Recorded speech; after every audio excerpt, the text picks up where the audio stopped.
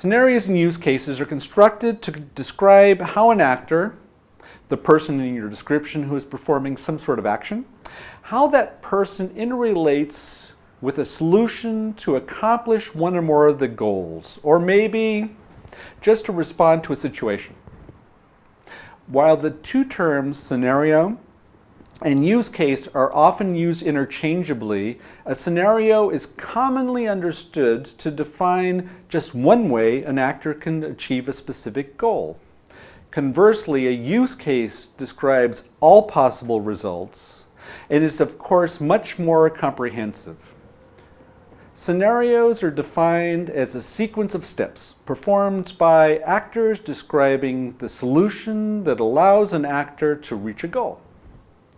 To paraphrase, either the actor is inside the scenario or the actor is affected by the scenario, okay? A use case describes numerous scenarios in the form of a primary and alternate flows.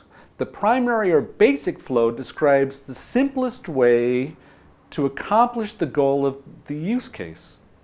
As we know that not everything falls within a standard flow, the others described are called the alternate flows. Now let's look at some of the components we use to put these scenarios and use cases together. Name. Some things to consider here. You need to make sure you use a standard naming convention for all of your work, but especially here.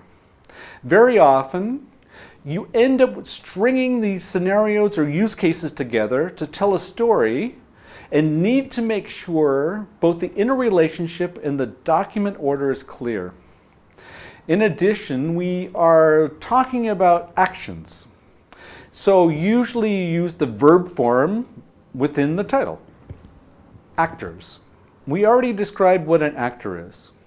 Each actor needs to be assigned a unique name showing their role within the system you're trying to describe.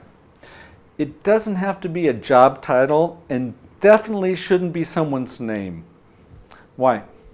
Well, a person could be removed from a story and you want the story to be valid still, right?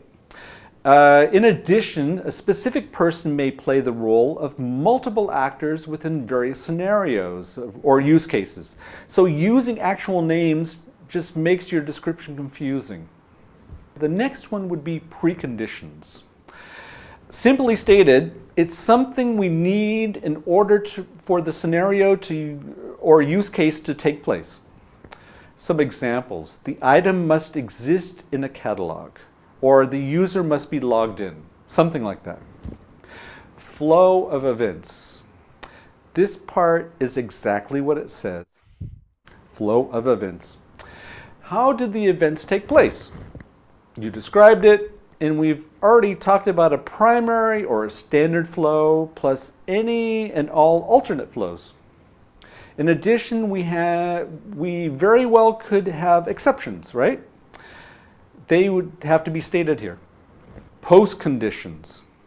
That describes what we can expect after the scenario or use case has reached the end, what the results should be, right? The results are effect, and the flow is the cause. Relationships. Relationships between use cases and actors are referred to as associations.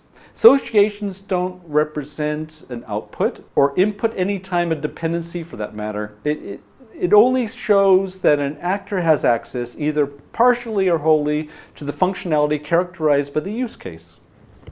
Well, I hope this video lecture gave you an insight as to what scenarios and use cases are all about, and I look forward to seeing you the next time in our continuing series of video lectures. Thank you.